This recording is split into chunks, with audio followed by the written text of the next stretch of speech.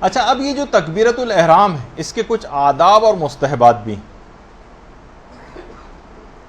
فلاح السائل جو سید ابن طاؤس کی کتاب ہے ادب حضور کے نام سے، اس کا فارسی میں ترجمہ بھی ہوا ہے، اردو میں البتہ کوئی ترجمہ نہیں ہے اس کا. اس میں 5ویں امام کی باقاعدہ ایک روایت نقل کی گئی ہے کہ تکبیرات کہتے وقت ہاتھوں کو بلند کرنے کی بہت تاکید ہے اس روایت کے مطابق. یعنی اگر آپ تکبیرۃ الاحرام کہتے وقت ہاتھوں کو نہ بھی اٹھائیں تب بھی آپ کی بالکل صحیح رہے گی نماز. آپ بالکل ہاتھ نیچے کیے ہیں، آپ نے منہ سے صرف کہہ دیا اللہ اکبر، کافی ہے. البتہ ایک ثواب اگر آپ کو لینا ہے تو آپ ہاتھوں کو بلند کریں، اور نہ بھی اگر بلند کریں تو نماز ٹھیک رہے گی، لیکن ہاتھوں کو کانوں تک بلند کرنا، کانوں تک بلند کرنا. اچھا، کہ زیادہ کیونکہ ہمارا عنوان ہے بہترین نماز کیسے پڑھیں، تو اس میں ثواب والی ایک چیز اور بتا دیں آپ کو کہ جس وقت آپ تکبیرۃ الاحرام کہنے لگیں تو اللہ اکبر کے جب الف یا حمزہ جو بھی ہے اس کو اگر آپ جیسے ہی آپ شروع میں اللہ اکبر کا آپ کو سمجھانے کے لیے جس وقت آپ الف کہیں گی تو آپ کے ہاتھ اوپر جانے شروع ہوں، اور اللہ اکبر کی رے جب ختم ہو تو آپ کے ہاتھ کانوں تک پہنچ جائیں. ابھی میں آپ کو دکھاتا ہوں اس کا، یہ دماغ میں آپ کے رہے. اچھا، اگر ہم کانوں کے پاس صرف ہاتھ کو لے جا کر رکھ دیں، آپ جس طرح عام طور پہ لوگ کرتے ہیں نا، جیسے یہ بچہ بھی آپ کے سامنے کھڑا ہوا ہے، اس نے لوگ عام طور پہ یہ کرتے ہیں کہ ہاتھوں کو کانوں کے پاس لے جاتے ہیں اس طرح سے، اور پھر کہتے ہیں اللہ اکبر، اور پھر اس کے بعد ہاتھوں کو نیچے لاتے ہیں. یہ بھی ٹھیک ہے، نماز پہ کوئی فرق نہیں پڑتا ہے، البتہ ایک ثواب آپ کے ہاتھ سے نکل جاتا ہے. ثواب کو کیسے حاصل کریں؟ جس وقت آپ ہاتھوں کو نیچے سے اٹھائیں تو ہاتھوں کو اٹھاتے وقت کانوں تک جب پہنچے تو اللہ اکبر ختم ہو چکا ہو. اچھا، اب وہ کیسے؟ اب آپ دیکھیں کہ کس طرح سے لوگ کہتے ہیں اور اس کو کیسے کہنا چاہیے. اب یہ اس سلسلے میں کچھ ایک عالم ہے شیخ علی دہنین، یہ کچھ غلطیاں جو ہیں لوگوں کی وہ بتا رہے ہیں. اس طرح سے یعنی ہاتھوں کو اٹھاتے ہو جب کانوں تک آپ کا ہاتھ پہنچ جائے اس وقت اللہ اکبر کی رے ختم ہو جائے.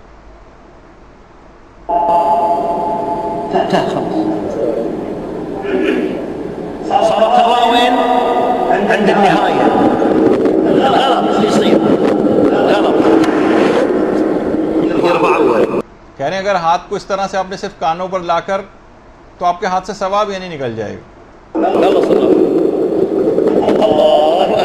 یہ بھی آپ اوپر سے نیچے لاتے وقت آپ نے اللہ اکبر کہا، اس میں بھی ثواب نہیں ملے گا، کیونکہ نیچے سے جب ہاتھ اوپر جا رہے ہیں اس وقت آپ کے اللہ اکبر ہونی چاہیے. لیکن نماز پہ فرق نہیں پڑتا، لیکن ثواب ہاتھ سے نکل جائے گا. ان شاء الله سيد، ان شاء الله سيد، ان شاء الله، ان شاء الله سيد، ان شاء الله او النص. الله عليك الصحيح شنو؟ شوفوني كلكم. الله اكبر.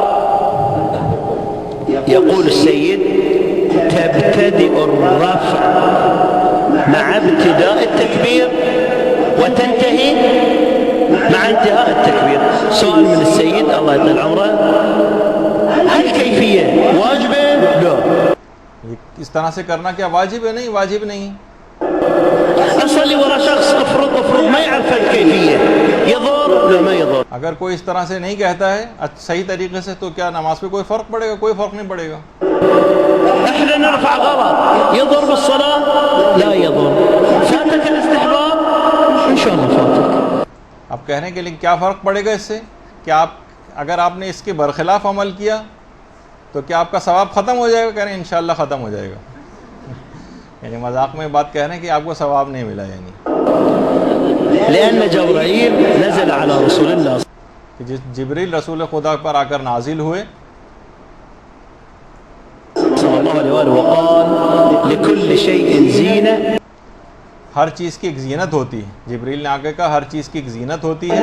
وزينة الصلاة رفع اليدين.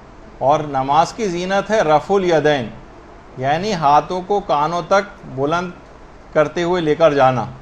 يعني عند التكبير مو قبل التكبير ولا بعد. اب دیکھیں جو غلطی ہے، غلطی اس طرح کے ان معنوں میں غلطی کہ ثواب آپ کے ہاتھ سے نکل جائے گا. عام طور پہ جو لوگ تکبیر کہتے ہیں اس طرح سے کہتے ہیں لیکن ثواب ہاتھ سے نکل جاتا ہے. اللہ اکبر. یہ آپ نے دیکھا یہ غلط، یعنی اس ثواب کی کم لینے والی غلطی تھی. جو اپنے سے پہلے سنا کہ کیا ثواب فوت ہو جائے گا، تو انہوں نے کہا انشاءاللہ فوت ہو جائے گا ثواب. تو یہ کہ ہاتھ جب نیچے آ رہے ہوں اس وقت اگر آپ نے تکبیر کہی، نماز پہ تو فرق نہیں پڑے گا، بس یہ کہ ثواب کم ہو جائے گا.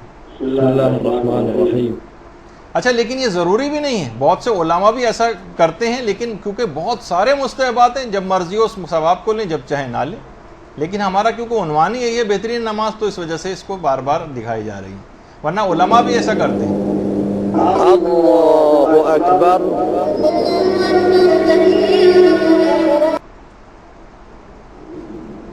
اللہ اکبر. یہ دیکھیں انہوں نے بھی اس طرح سے کہا، لیکن بس ایک ثواب ہاتھ سے نکل گیا اور اس کی اجازت بھی ہے. لیکن زیادہ ثواب لینا ہے تو جب ہاتھ بلند ہو رہے ہیں اس وقت. الله أكبر تكبيرة الإحرام. اللہ اکبر.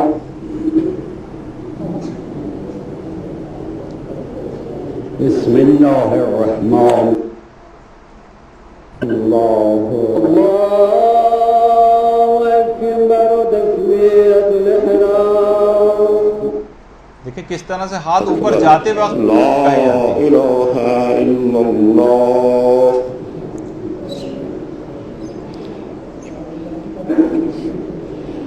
أنت المحسن فأنا المسيء ولم يتجاوز عن المسيء إلا المحسن.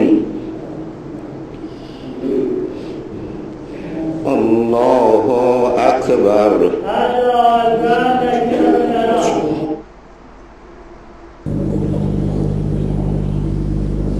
ہاتھوں کی حرکت اللہ اکبر کہتے وقت وہ آپ کو نوٹ اللہ اکبر. الصلاة الله أكبر الله أكبر لا إله إلا الله أستغفر الله ربي وأتوب إليه إنه كان توابا.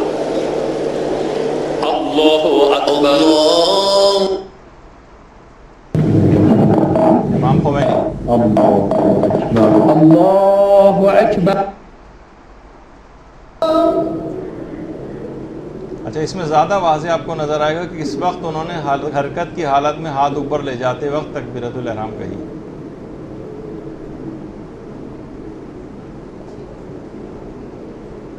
اللہ اکبر. بسم اللہ الرحمن الرحیم. الحمد للہ رب العالمین.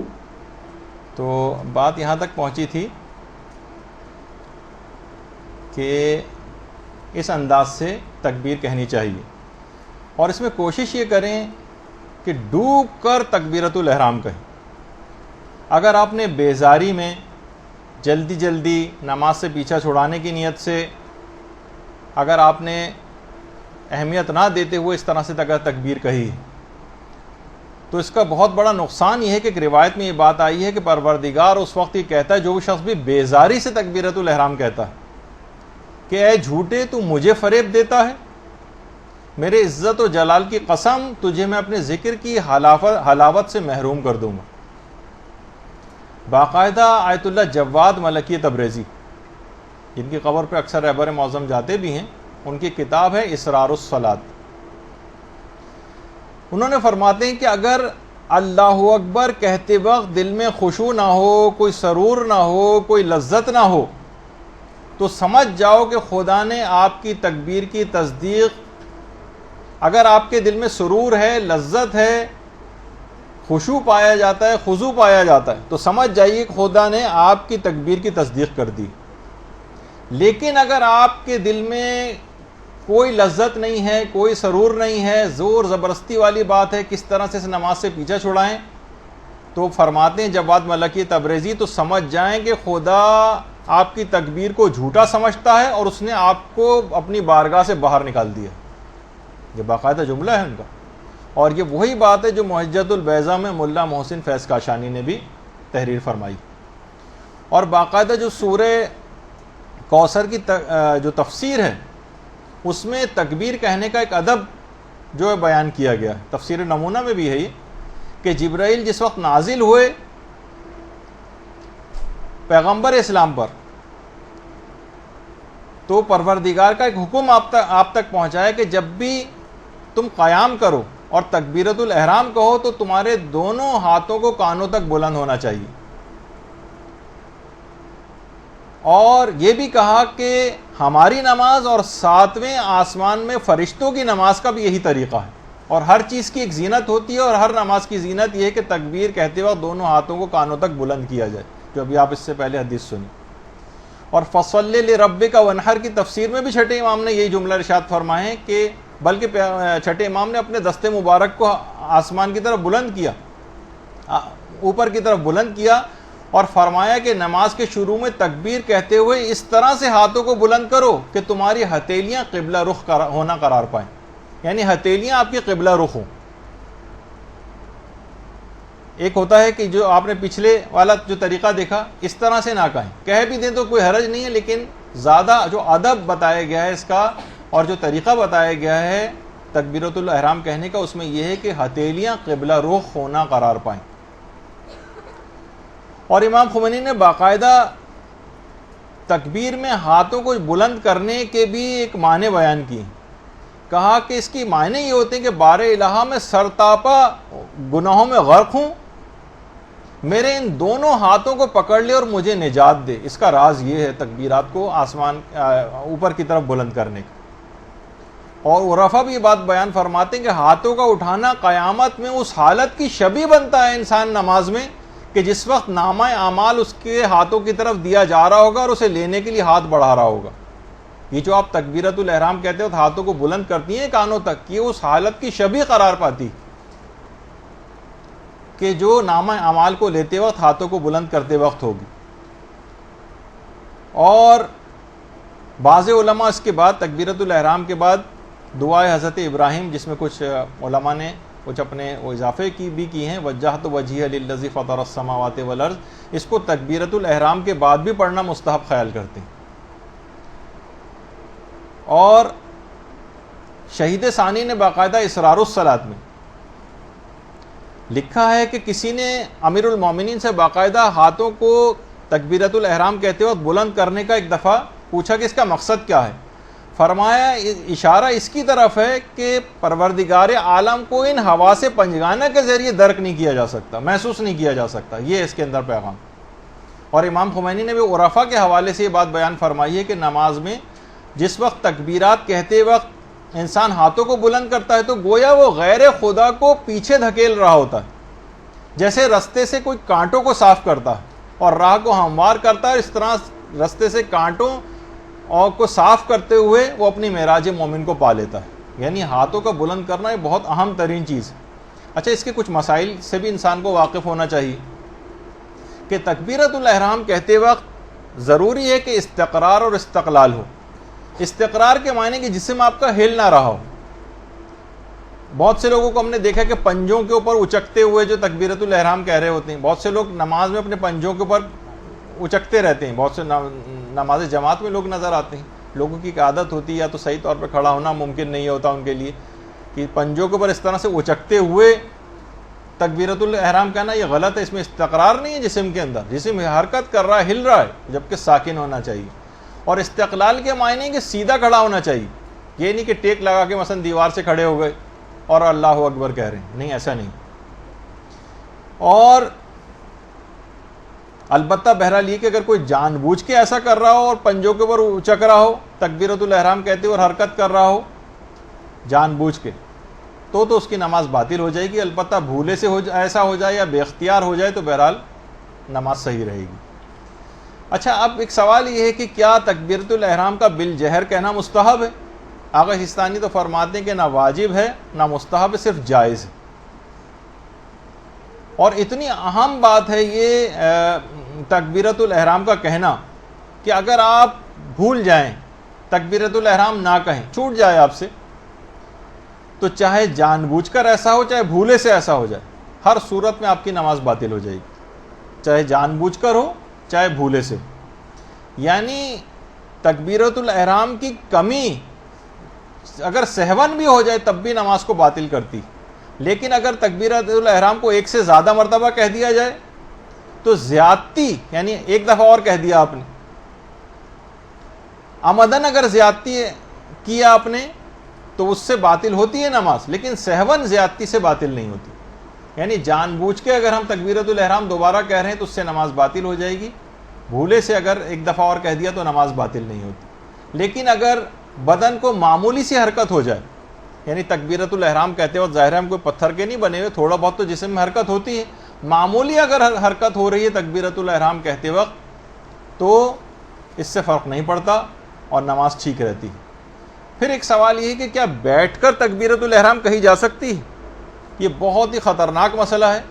عام طور پر ہم دیکھتے ہیں کہ جو بزرگ حضرات جن کو کوئی ٹانگوں وانگوں کا کوئی پرابلم بھی ہوتا ہے، وہ تو الگ ایک پوری ایک نشست ہماری اس موضوع پر ہی ہوگی، کیونکہ یہ بھی آج تو چھٹی گفتگو ہے، لیکن اندازہ ہے کہ تقریباً یہ سیریز جو نماز کی چل رہی ہے شاید 25 لیکچرز پہ مشتمل ہوگی، تو اس میں کسی جگہ آگے جا کر ہم وہ مریض جو نماز کیسے پڑھے، کب بیٹھ کے پڑھنی ہوتی ہے، کب لیٹ کے پڑھنی ہوتی ہے، کیفیات کیا ہوتی ہیں، کب مکمل نماز کھڑے ہو کر پڑھنا ہوتی، تو زیادہ تر حالات کے اندر بہت سارے افراد یہ سمجھتے ہیں کہ شاید بیٹھ کر، یعنی جن کا بیٹھنا بھی چل کر آ رہے ہیں اور اس کے بعد نیچے آ کر بیٹھ گئے اور بیٹھ کر تکبیرۃ الاحرام کر رہے ہیں، تو اگر آپ کا وظیفہ شرعی چلیں آگے چل کر یہ بھی بننا تھا کہ بیٹھ کر آپ کو نماز پڑھنی، تب بھی تکبیرۃ الاحرام تو آپ کو کھڑے ہو کر ہی کہنی ہوتی، یعنی جب چلتے ہوئے آ رہے ہیں تو تکبیرۃ الاحرام کھڑے ہو کر جو ہے آپ کہیں، اور اس کے بعد جب اس قابل نہ رہیں تو پھر بیٹھنے کی اجازت ملتی ہے، لیکن اس میں بہت سارے ضمنی مسئلے اور بھی، یعنی اتنا خطرناک مسئلہ ہے کہ اگر کوئی شخص، خاص طور پر یہ جو بزرگ حضرات ہیں یا اور جو بیمار وغیرہ ہو جاتے ہیں، اس فریضے کو نہ پہچانے تو ان کی تمام پچھلی نمازیں باطل ہو جاتی ہیں، جو اس طرح سے پڑھی ان سب کی قضا کرنی ہوتی، یعنی بہت اہم مسئلہ ہے، یہ بھی چھوڑیے اس میں فقہی مسئلے تو اس موقع پر بتاؤں گا، لیکن یہ کہ بیٹھ کر تکبیرۃ الاحرام کہنے کا جو مسئلہ ہے، سوائے کہ جو بالکل ہی بیچارہ کوئی زمین گیر ہو، جو کبھی کھڑا ہی نہیں ہو سکتا ہو، وہ تکبیرۃ الاحرام کہے تو ٹھیک ہے، لیکن جو عام طور پر چلتے پھرتے ہوتے ہیں اور گھٹنوں کی کوئی پرابلم کی وجہ سے پوری نماز بیٹھ کے پڑھتے ہیں تو ان کی نماز بھی باطل ہوتی، لیکن تفصیل اس کی اپنے اس موقع پر آئے گی۔ اچھا، اسی طرح سے ایک سوال یہ ہے کہ کیا عورتوں کے لیے بھی رفع الیدین کرنا مستحب ہے، یعنی ہاتھوں کو بلند کرنا، جس طریقے سے ابھی آپ نے اس کے اندر دیکھا کلپس کے اندر، تو اس میں یہ کہ جی ہاں عورتوں کے لیے بھی مستحب ہے، فقط یہ جو مسئلہ ہے یہ مردوں سے مخصوص نہیں۔ پھر اس کے بعد تکبیرۃ الاحرام کہنے کے بعد، بس 2-4 منٹ کی گفتگو اور ہے، تکبیرۃ الاحرام کہنے کے بعد اب آپ اپنی مرضی سے کچھ نہیں کر سکتے۔ بہت سارے استفتاء آغا سیستانی سے خاص طور پر پوچھے گئے ہیں اور دیگر مراجع سے بھی، کہ بعض اوقات انسان حیران ہوتا ہے کہ اس قسم کے مسئلے بھی لوگ پیش آ جاتے ہیں۔ بہت سے لوگ تکبیرۃ الاحرام کہنے کے بعد زبان سے نیت کرتے ہیں، اللہ اکبر کہہ دیا، اب نیت کر رہے ہیں کہ میں 2 رکعت نماز فجر پڑھتی ہوں قربتاً الی اللہ، یہ نیت پہلے ہونی چاہیے تھی، لیکن وہ کرتے ہیں اس کے بعد۔ تو اس پہ بھی فتویٰ علماء کا یہ کہ اگر جاہل مقصر ہے تو اس کو نماز کا اعادہ کرنا پڑے گا یا قضا کرنی، یعنی اگر وقت باقی ہے تو وہ نماز کا اعادہ کرے اور وقت گزر گیا تو ان نمازوں کی قضا کرنی پڑے گی۔ اور اگر جاہل قاصر ہے، یعنی اس بیچارے کو اس کو صحیح مسئلہ کسی طور پہ پتہ ہی نہیں چل سکتا تھا، اس کے پاس عذر موجود ہے، تو ٹھیک ہے، اس کی وہ نمازیں پچھلی صحیح سمجھی گئی ہیں۔ لیکن عام طور پر جو شہری زندگی کے اندر لوگ رہتے رہے ہوتے ہیں، جہاں پہ علماء بھی موجود ہیں، کیسٹ کتابیں سب موجود ہیں، وہ اگر ایسی غلطی کریں تو ان کو تمام نمازوں کی قضا کرنی پڑے گی۔ اور اس کو صحیح تلفظ کے ساتھ پڑھنا ہے، صحیح تلفظ کے ساتھ، صحیح عربی میں پڑھنا ہوتی ہے اللہ اکبر جو آپ کہیں گی۔ بہت سارے غلط تلفظ لوگوں کے اندر رائج ہیں، مثلا اللہ و اکبر، اللہ اکبر ہے، یہ اللہ و اکبر نہیں، اگر کوئی ایسے کہہ رہا ہے اس کی بھی نماز باطل۔ بہت سے لوگ کھینچ کے پڑھتے ہیں اللہ اکبر، ان کی بھی نماز غلط ہے۔ یا بہت سے لوگ راء پہ تشدید دے دیتے ہیں، ان کی بھی نماز غلط ہے۔ اور ابھی آپ نے اس سے پہلے سن ہی لیا کہ اللہ اکبر کس طرح سے کہنا چاہیے۔ اچھا، بعض اوقات یہ ہوتا ہے کہ اللہ اکبر ہم کہہ رہے ہیں تو آخر کا جو ہے اکبر وہ بعض اوقات ہمارے منہ سے صحیح نہیں نکلتا، تو کیا ہم پوری تکبیرۃ الاحرام دوبارہ کہیں ہیں، وہ آخری ٹکڑا ہی بس صرف دوبارہ کہہ دیں؟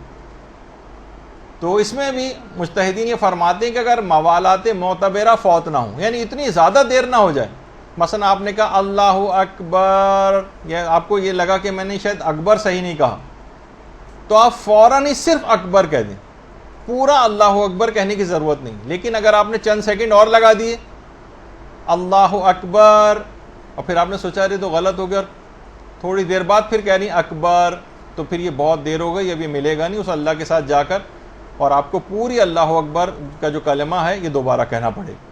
لیکن علماء فرماتے ہیں اگر موالات معتبرہ فوت نہ ہو تو فوراً صرف آخری ٹکڑا کہہ دیا جائے تو اس کے ساتھ جا کر مل جائے جو اللہ کے، تو پھر یہ دوبارہ کہنے کی ضرورت نہیں ہوتی۔ اچھا، اب اگر شک ہو کہ میں نے تکبیرۃ الاحرام کہی بھی ہے یا نہیں، بعض اوقات یہ ہوتا ہے، تو اگر آپ الحمد شروع کر چکی ہیں تو اپنے شک کی پرواہ نہ کریں، اور اگر شروع نہیں کی ہے تو لازمی ہے کہ اللہ اکبر کہیں، یعنی یہ اس بات پہ ڈیپینڈ کرتا ہے کہ آپ نماز میں اس وقت کہاں ہیں۔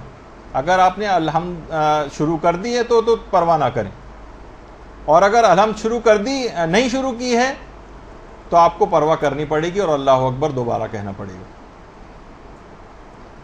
اور اگر شک ہو جائے کہ تکبیرۃ الاحرام نے صحیح بھی کہی ہے یا نہیں، تو چاہے الحمد شروع کی ہو یا نہ کی ہو، آپ کنٹینیو کر سکتی ہیں نماز کو۔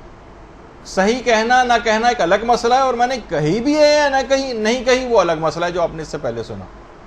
تو جب آپ تیاری کریں گی تو اس کے اندر ان مسائل کا خاص طور پر آپ خیال کیجئے گا۔ بہت سے لوگ یہ کرتے ہیں کہ سالہ سال تک اس طرح سے جملہ کہتے رہتے ہیں اللہ اکبر، وہ کیا کرے؟ تو ابھی آپ نے اس سے پہلے وہ مسئلہ سنا کہ وہ سب نمازوں کی قضا کرے گا، اور اتنے عجیب عجیب فتوے ہیں کہ بہت سے لوگوں، آغا سیستانی سے بھی پوچھا گیا کہ ہم سالہ سال تک تکبیرۃ الاحرام کہنے کے بعد اذان و اقامت کہتے رہیں، بتائیے تکبیرۃ الاحرام کہنے کے بعد پھر اذان و اقامت کہتے رہیں؟ تو وہاں سے یہ جواب آیا کہ اگر جاہل قاصر ہے تو نمازیں صحیح ہوں گی، لیکن اگر مقصر ہے تو احتیاط واجب ہے کہ قضا کرے گا ساری نمازوں کی۔ اور جاہل مقصر یعنی قصوروار جاہل، تمہارا اپنے قصور ہے اس جہالت کے اندر۔ ایک خاتون نے کہا کہ میں باقاعدہ آغا سیستانی سے استفتاد کے اندر پوچھا گیا کہ میں 21 سال تک بغیر تکبیرۃ الاحرام کہے نماز پڑھتی رہی، میں نے کہیں نہیں تکبیرۃ الاحرام، اور ڈائریکٹ الحمدللہ بسم اللہ الرحمن الرحیم الحمدللہ رب العالمین سے شروع کر دیتی۔ فرمایا ان سب نمازوں کی قضا کرنی پڑے گی۔ اور بہت سے لوگ کئی مرتبہ تکبیرۃ الاحرام بھی کہہ دیتے ہیں۔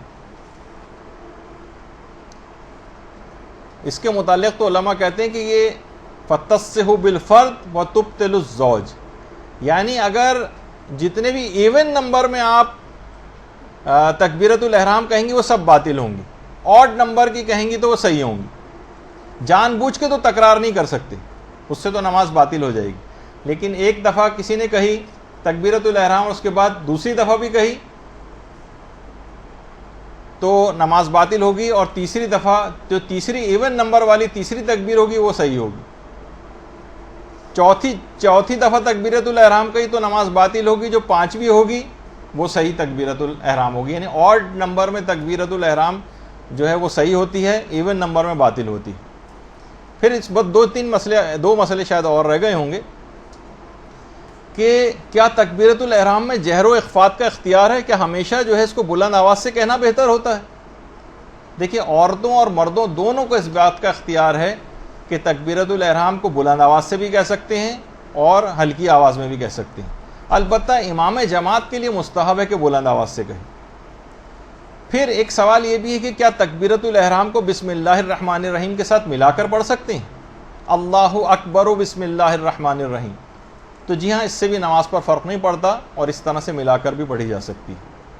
البتہ کچھ علماء فرماتے ہیں کہ اس سے پہلے والے جملے سے تکبیرۃ الاحرام کو نہ ملایا جائے، لیکن بعد والے جملے کو ملا سکتے ہیں، البتہ اس میں بھی کچھ ہلکی پھلکی سی احتیاطیں ہیں، اور کچھ اب میں اس تفصیل میں فی الحال نہیں جا رہا کیونکہ عام طور پر یہ مسئلہ عام طور پر پیش نہیں آتا۔ تو فی الحال کیونکہ آپ کی گرمی اور اس سے میں کافی نظر آ رہا ہے کہ کافی پریشان ہیں، تو تکبیرۃ الاحرام کے مسئلے آج تقریباً اس کے سارے اخلاقی پہلو، اس کے سارے فلسفے وہ بھی تقریباً ہم نے اس میں بیان کر دیے جتنے بھی ہمارے لیے ممکن تھے.